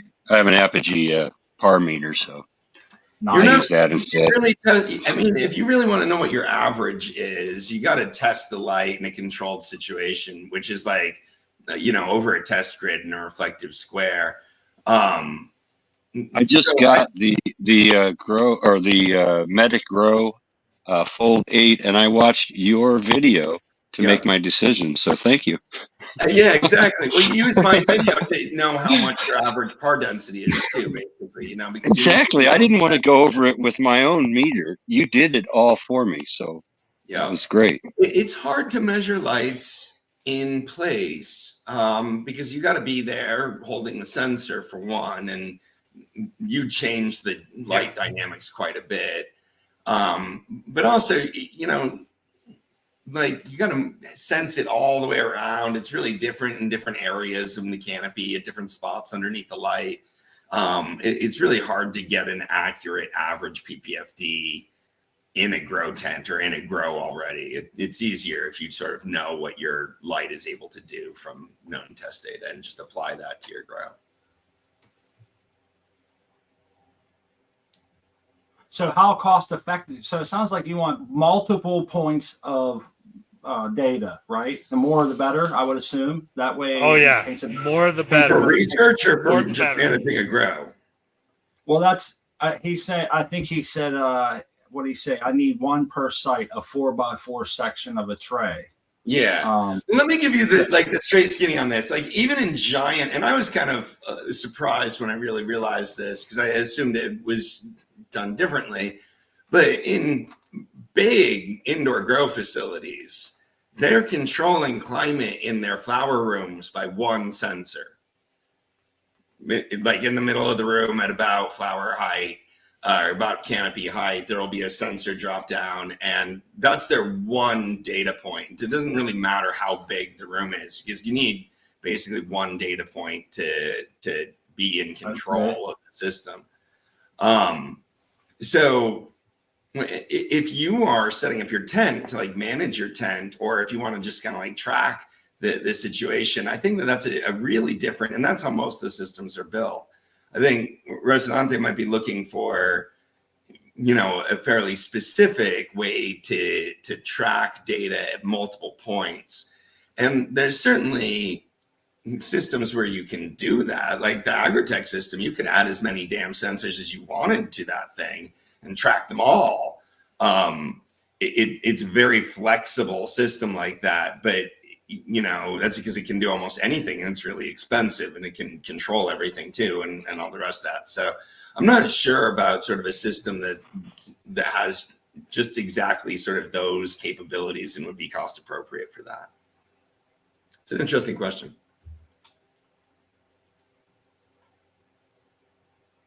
Data. It's always good to have it. It can show you where things are going bad. And yeah, or like XYZ can control the whole thing, well, that's what he was saying. He's only going to have 2 visits to his next grow. So he's really making sure everything's firing on all cylinders. Yeah. Yep. Yeah, I've turned down all my pumps, making sure. I mean, I've never used these types of pumps, so I got to see how they're wearing just to know if they suck or not. But anyways, yeah, I got to make sure it's going to run for 3 months. It'll be something to follow along, man. I don't think I've ever known anybody else to only visit their grow twice. So this is something. Let me just say, this is unheard of. It's that's what I'm saying. The type of thing that they do articles about, like, and have teams of researchers trying to figure out how to make this happen. And Andrew's just like, I got to leave town for 6 months and I want to grow cannabis. So I'm going to engineer something up here and do it. Like, I think it's really impressive. I totally believe that he's going to get away with it too. So. Oh yeah. I hope so. No. As long as I don't have a mechanical failure. We've watched him leave for weeks at a time, and he comes on, I'm not home again. I'm not home again. He pops his picture up. I can see it, but I just can't be there, and we're always amazed at how well they're doing. And I look forward to seeing that. And remember, you saw it here on the Smart Poker YouTube channel, everybody. Yeah. Well, it's New Year's Grow Challenge, too. Don't forget that. Yeah, it is the New Year's Grow Challenge. Sign up right now. I heard you talking about this, but we're doing the seed giveaway this Sunday. So sign up this now Sunday. And you can get seeds. And I'm excited. We're gonna grow them. Spot's gonna grow them. XYZ is gonna grow them. Any gentleman bets? Do you think they'll flame out, or? I always like making side bets because. Side bets on the side challenge or side bets on the overall grow? I don't even know what I'm doing with the overall grow. Like, I'm probably just going to do, I don't know. I was thinking about maybe staying in my 2x2 tent for the overall grow, but I'll probably not. I'll probably do 4 plants. I'd start them out in the 2x2 and then move them up once you harvest. But I was going to just do like 1 plant or just 2 plants and like keep them in the 2x2. Oh, okay. Cool. Are you gonna clone into the 2x2, or are you gonna where you think? Well, you don't know. No, so I'm gonna take cuttings off the plants, and I'm gonna set up the clones in like my humidity dome, like on my counter, and put a little LED on them. I don't know what I'm going to do after they get roots and like I successfully cloned my plant, I haven't. What are you going to use? Rapid rooters, Coco, cloner, airplane? Jiffy. Okay. I'll probably do a few different clones and do a couple different styles, but probably all of them in Jiffy. But with different treatments. How about you, XYZ? I already know Artman's doing rock wools. He lives and dies by those. They make great roots, man. I got some little small rock wool starters, and they need to be used because you can throw them away. So I'm going to probably start a couple in rock wool and then probably a couple in Jiffies. Yeah, it's gonna be fun. So just so I don't know. I'm always anxious that people don't know what the hell we're talking about. But like the side challenge, this cloning side challenge is just something we're gonna do on the side to our normal plants. Like we're gonna be growing plants in the New Year's Grow Challenge, and then we're gonna cut clones off of them and just see if we can get our clones to root. Like it's kind of a little learning opportunity, and but it's not like the main grow. It's just something on the side. So what you do with those clones is entirely kind of up to you. If you keep them, if you don't keep them. I don't know what I'm gonna do. I probably won't keep mine. Yeah, the fun for me is about making the clones. It's not going to be about keeping the clones and having another grow that I wasn't expecting to have at a time that I wasn't sort of properly planned to have it. I won't need it at that point because I'm going to have a harvest in January, and then I'll have my GC harvest in April. And we're holding him to it, Ross. We're holding him to it. Oh, air layer. I like it.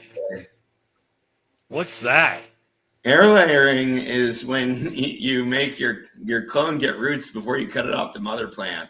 So you put like a Jiffy pellet or something on the branch, just like halfway up the branch. Okay. You just put a Jiffy pellet and wrap it up there and put your rooting hormone or whatever. You haven't cut anything off the branch yet, and you'll get roots growing into that Jiffy pellet, and then you cut it off the main plant. It's like the hardest way to clone, right? It's not the easiest way to clone. I gotta try that. I gotta try that. Hey, you see, that's cool. You'll probably get some people like XYZ that try to follow you. I will say with air layering, you gotta tend to it and make sure that media, which is going to suspend up in the air and have a fan blowing on it, stays saturated all of the time. So you need to be in there with your syringe, getting it wet again 4 or 5 times a day. It's a labor of love. I got just the thing for it. I've got an extra doser channel or two. I could probably Andrew's gonna automate it. Oh my! He's gonna do an automated system. I love it. Done. Done. I was gonna do an automated seed dropper, but I think this is a better idea. More challenging. Yeah, it's more challenging. So he's saying girdle the branch. Is that whenever you peel back the cadmium layer or something they call it? You peel back the barky layer and then wrap it. Yeah. Okay. And I think the last person I know to try this. That's for great. You can just wrap it. I mean, they'll grow roots out of nodes unless it's really old growth that's more woody or whatever. But you can help it by girdling it. What about scoring it? Just kind of scoring it with a blade. Would that be bad? I mean, that's probably going to be the same as girdling it, essentially. Yeah. So, am I going to girdle with sandpaper or a file? A razor knife. I would say, I think you're just adding layers of complexity onto your air layering at this point. But that's what this is about. No. That's what the side challenge is about. Having fun, learning new things, seeing what the plants can do.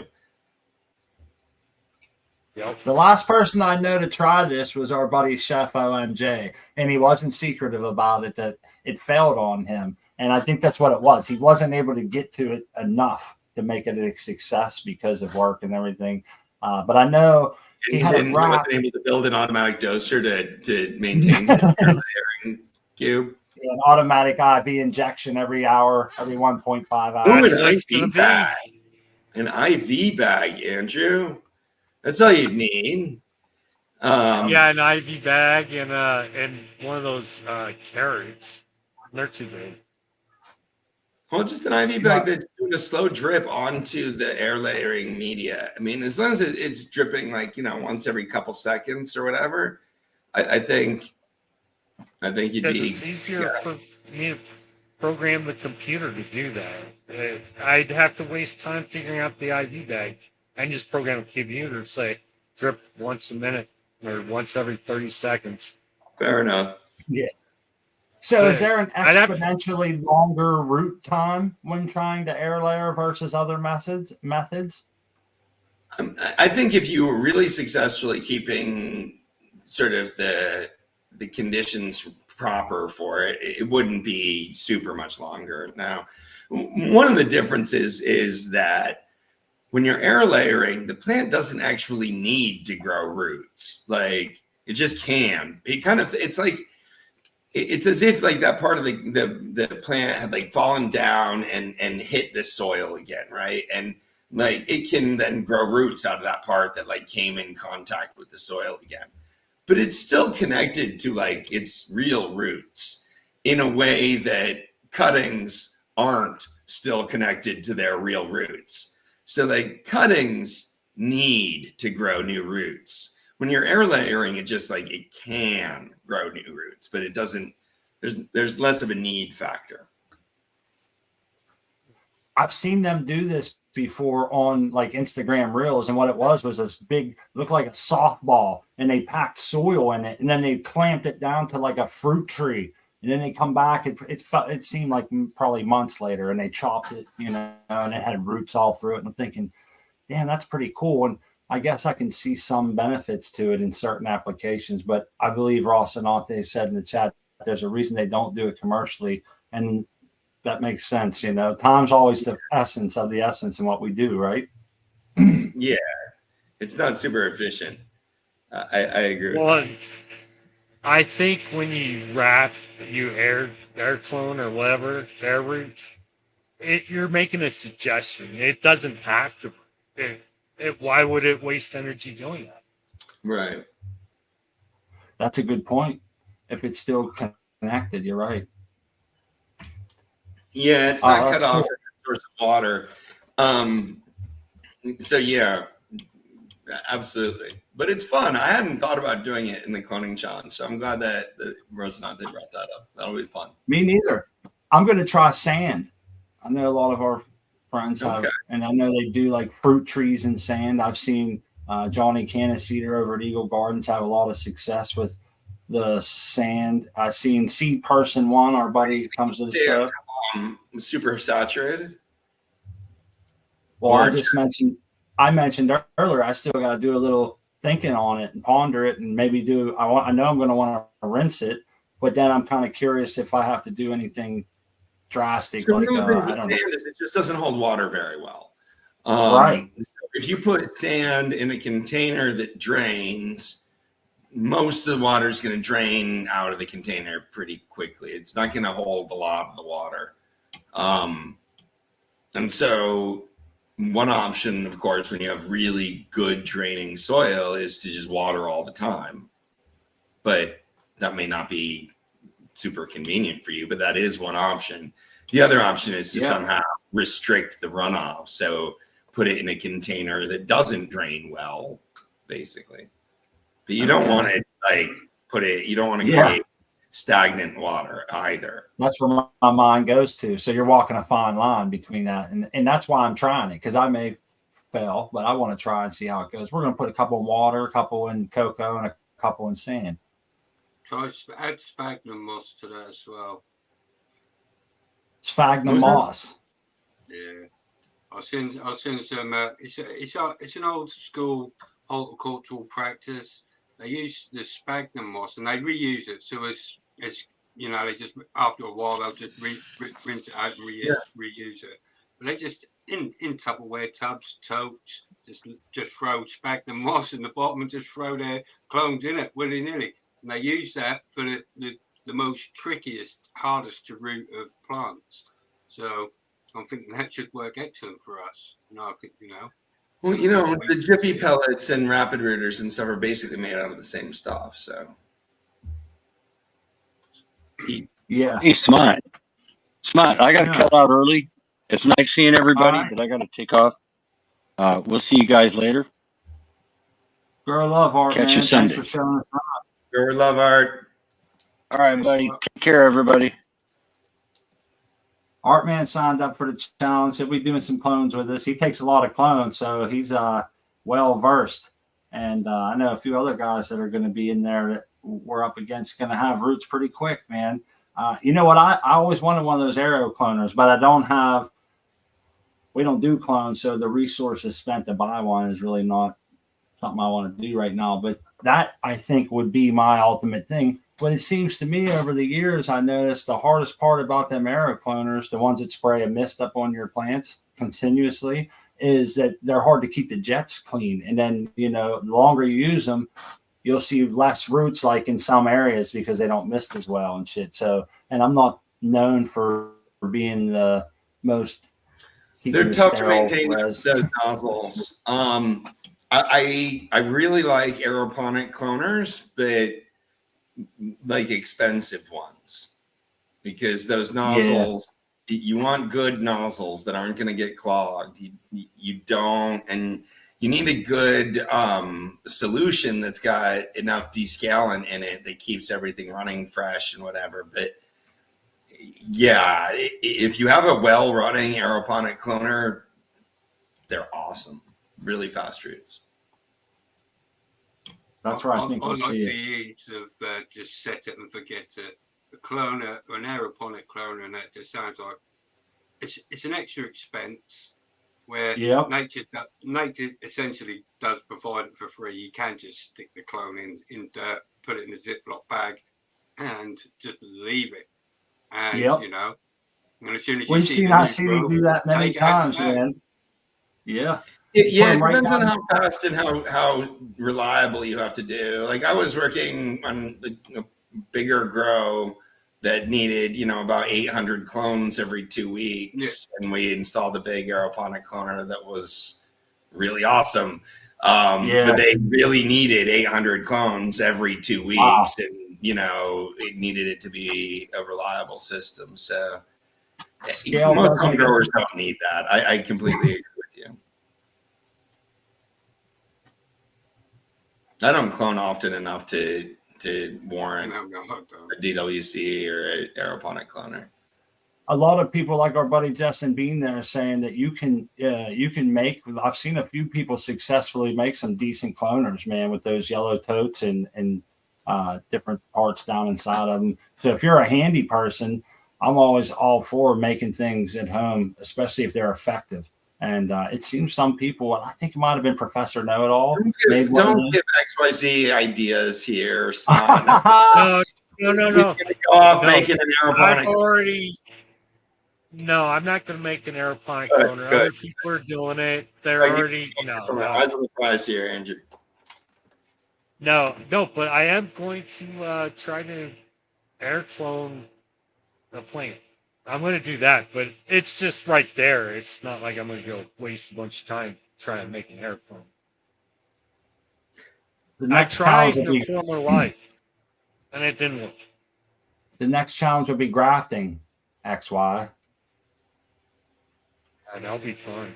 I've used to have conversations about grafting because I've done a lot of grafting in citrus, and I really struggle to see the utilization for grafting. There's one potential case for it, and I guess I would be interested for somebody to potentially try this. So the reason we graft is to put like a good fruit variety onto a hardier root stock, basically.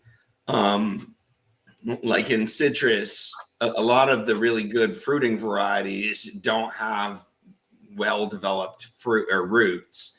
So they're almost all grafted onto a variety of wild lemon. And that wild lemon provides the roots for like all your oranges and tangerines and lemons and limes, and like almost all your cultivated citrus fruits are grown on wild lemon roots. And they grow out these, wild lemons, and they cut them down and they graft other trees onto them, or other, little cuttings onto them. One of the ways we could take advantage of that potentially in cannabis is basically taking small cuttings and grafting them onto our root stock right after harvest. Because at harvest time, when you've just chopped your plant, you've got a big mature root zone pumping water really efficiently. And if you guys do like the clean chop of the plant down, it like keeps pumping water up through that stump for days. So I don't know how well this would work, and it would be a trick to kind of figure it out, but try to graft something onto those root stumps right after your harvest, and I could maybe see that being an advantage in certain varieties, but it's a bit of a stretch. They were mentioning about the getting back to the clones real quick. That's a good point, that they can cause heat. Some of those, maybe those are the cheaper cloners or whatever, but it's something you want to be mindful of when you're buying one, so you don't fall into a trap there that you're not thinking about. In case somebody's watching later on or something, it's always good. And I like that Ross and Alante said, I practice grafting by going to the woods and grafting trees onto each other. There's a bunch of Frankenstein tree branches out there now. And you imagine walking down that path and coming across that. But I see that they do that. And I've seen some really cool ones where they split them and you're thinking, wow, they wrap them with, looks like grafting tape, obviously, and come back. And it's always, I've always wondered, and it's good to get an explanation. Grafting is an incredibly common horticultural practice. Almost all your tree fruit are grafted, like all your stone fruits, apricots, I want to do it. All those are grafted. All your apples. Apples aren't apples unless they're grafted onto better root stock. Period. Like the whole idea of like throwing apple seeds and getting an actual apple tree to grow, you get a crab apple tree to grow. And if you want anything bigger than a little tiny crab apple, you got to put that apple tree and graft it onto better roots. And like every orchard, every apple you've ever eaten is a product of grafting. Almost all citrus is grafted. Like not all citrus, but almost all citrus is grafted.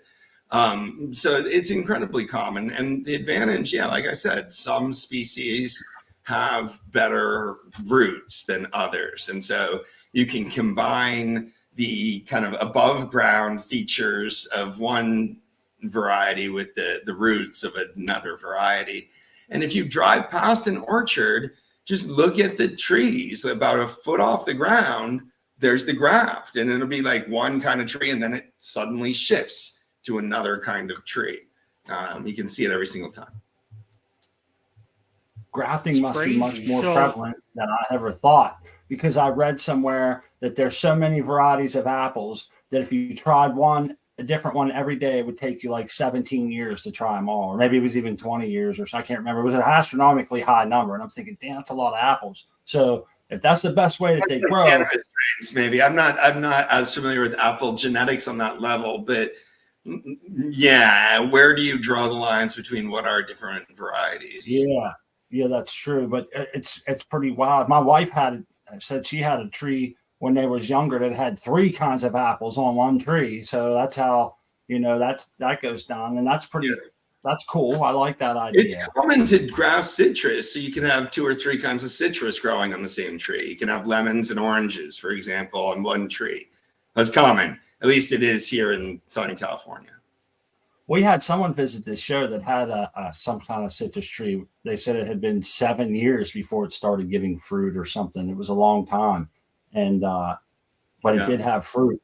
And some of them weren't growing the greatest, and they had to move. I can't remember who it was now, but it was pretty cool to be able to see that citrus growing on that. Yeah, but those are perennial trees. I mean, those are crops that you grow for years and years and years, and they produce an annual crop. Cannabis is an annual crop. It grows and basically goes through its entire life cycle in one season. As such, almost all of the varieties of cannabis already have pretty robust root systems.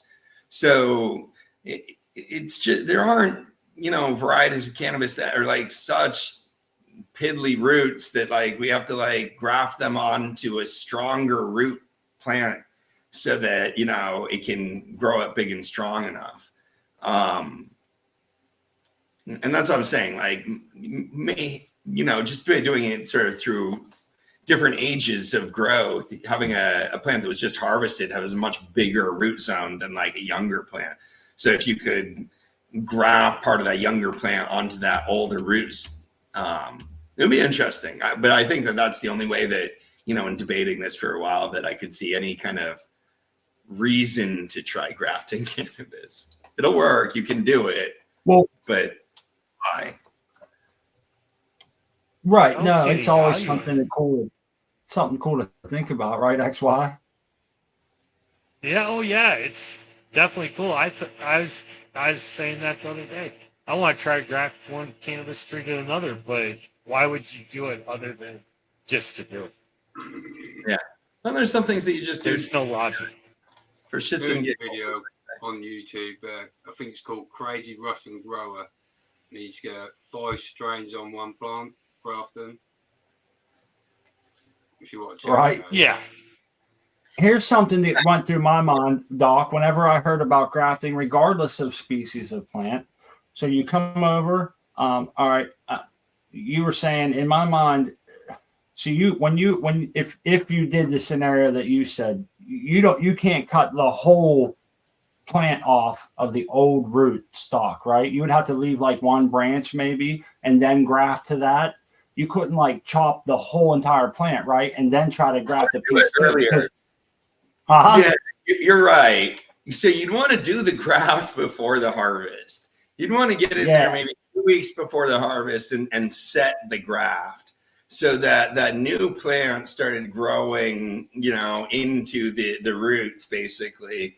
And then 2 weeks later, after it already set there, you would cut off the rest of the plant to harvest it. And, those roots would just be providing that one little graft that you put in there. Gotcha. Okay. Yeah, but you would want to set the graft early. Something has to keep the root stock alive while it would die off, if you didn't have some start early or leave something or whatever. And that's going to happen. That's sort of like you're going to have basically too much roots for what the above ground growth. So I'm not sure you're going to get much of a benefit out of doing this, but it'd be interesting to see. What about hollow stems? Can you graft the hollow stem? That's a good question.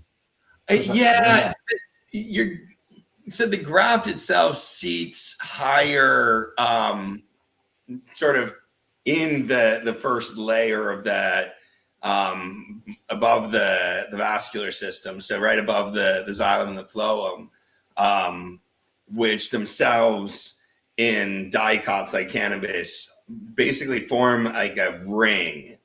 And so that ring oftentimes hollows out in the middle because there's not pith that grows in the middle. All the vascular cells are in the next sort of ring. And then there's like the outer skin of the plant. So you're going,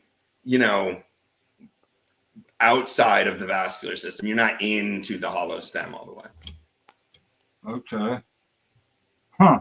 Yeah, that's definitely not for me. But it's cool to think that through on how our fruit's made, our food, Yeah. So quickly take a razor and into the skin of the plant, you're going to cut a T. Okay. And then you're going to take like the two flaps and you're just going to peel back the two flaps. Then you're going to take a bud, which is just basically like a potential clone, but like really small little cutting. And you're going to slip it in there. And then you're going to fold those flaps back down and you're going to raft it with the appropriately named grafting tape, which creates a seal and keeps air out. Air is kind of the enemy of the graft. And, you know, cross your fingers and hope that little bud basically latches into the xylem and the phloem that you just kind of exposed it to and develops its own vascular connection there. And they do, if you can keep it kind of in the right place. And then it'll just start growing like off of the other plant. And then you can cut the other plant down and then you got the new one. That's what they do with apple trees. That's how like every apple tree is made. I gotta say, if I grafted a plant and it was successful, I'd be walking around proud as a game rooster. It's cool. Yeah, you can do it to a lot of you can do it to a lot of trees, and you can just kind of have fun. Like, I don't know, a lot of trees. You can just play with it by cutting a bud off of one part of the tree and trying to graft it somewhere else on the same tree. You know, just to see if you can do it. That's what we used to do when a class that I was a teaching assistant in. We'd take all the undergrads to an olive orchard, basically an old olive orchard, and we're just like grafting parts of one olive tree onto another olive tree or back and forth or whatever, just to learn and practice how to do the grafts. So can you take like a tomato and graft it into a cannabis plant? Or I don't think that's within the same like genera or groups. So like citrus can all be grafted together, but you can't like put citrus onto like the apple root stalk or whatever. So all the citrus plants are grafted onto a wild lemon root, and they're all compatible that way. But there's, you know, boundaries to keep far. Okay. No, that's a good question. There's got to be limits. You know? You would have a hell of a Frankenstein then, you know. Yeah.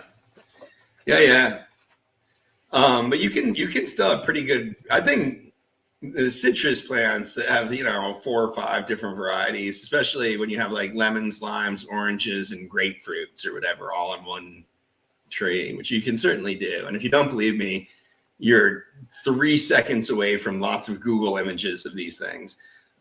So have fun with it. Right on. Yeah. Oh, there was something else. I didn't even know that was. I played with grafting tomatoes. Again, it's one of these things I'm not sure there's a huge point.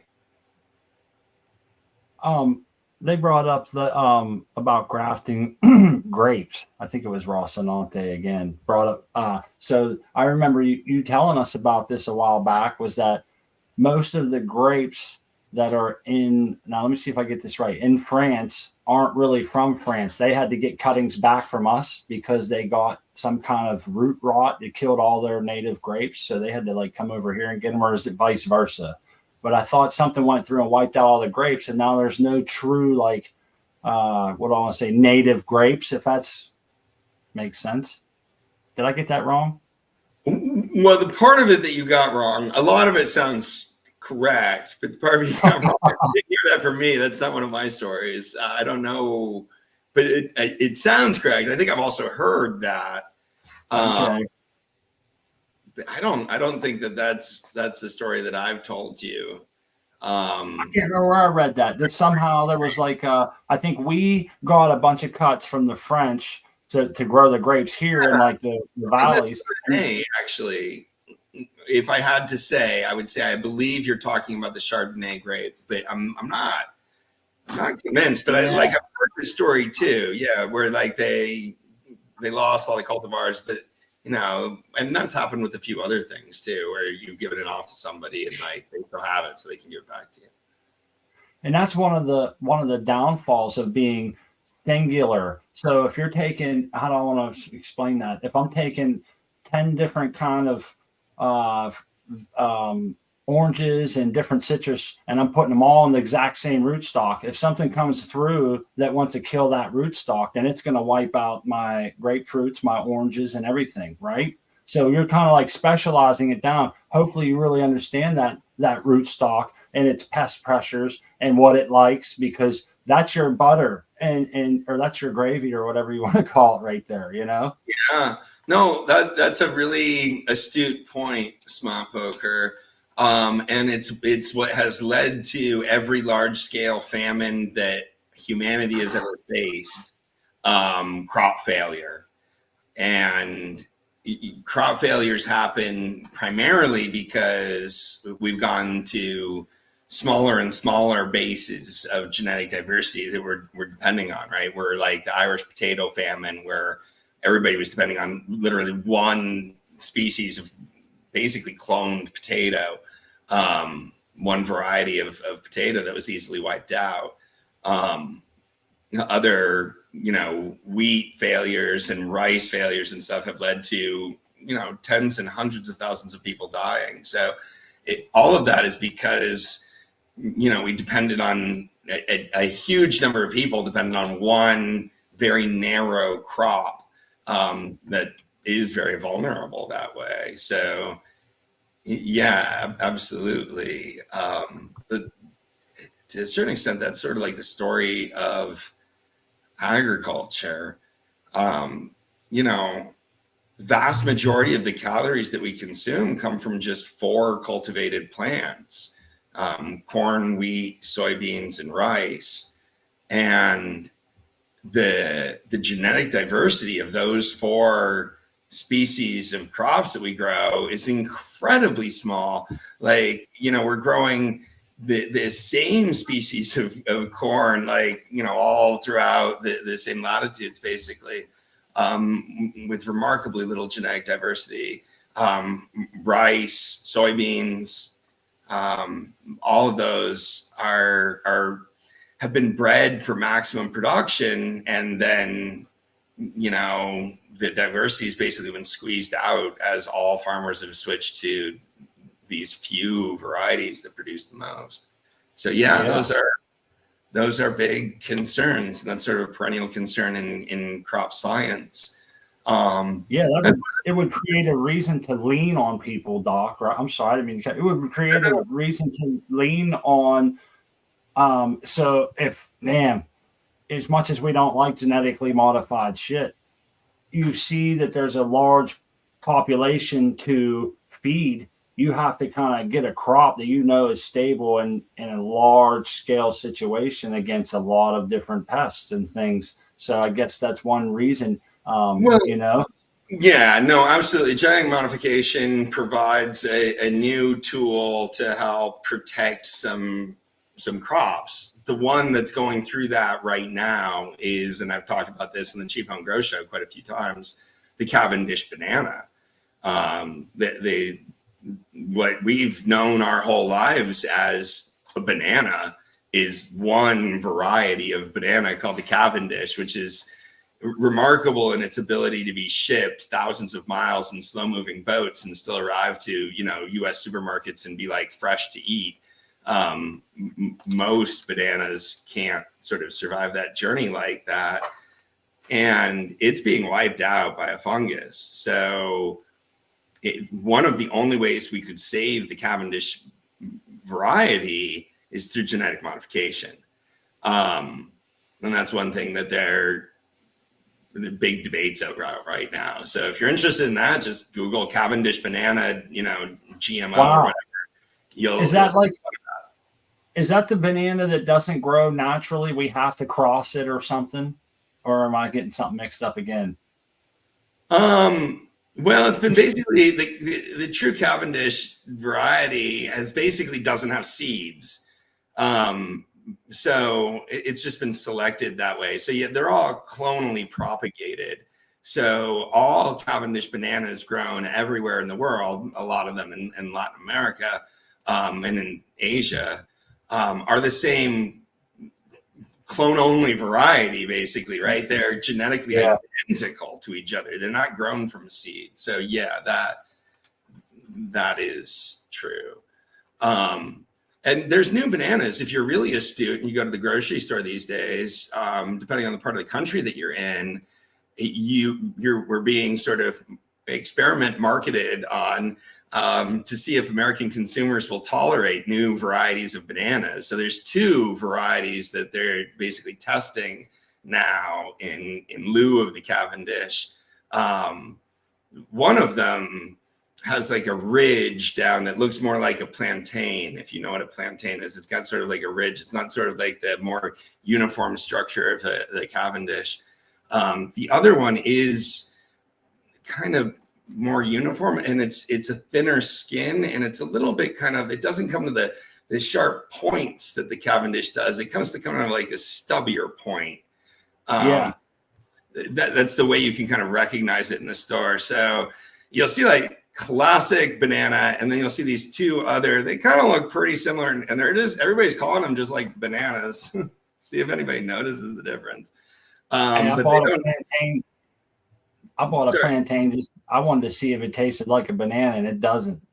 I bought one just to eat it and try it. It doesn't taste anything like a banana. Bananas and plantains are like apples. I mean, they're even more diverse than apples. The issue is they're not local to our climate.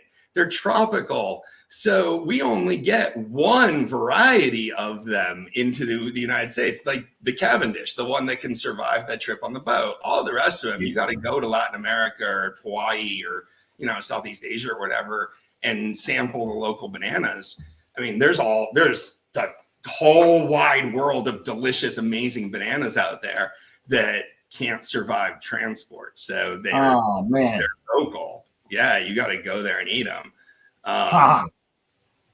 Yeah, it's kind of wild because they really won't. I mean, you can't be, overnighting bananas around the world. Like, we're used to paying 17 cents a pound for bananas, so like we're not going to be paying $9.99 a pound for bananas or something like this. Like, and that's what it would cost to air freight them.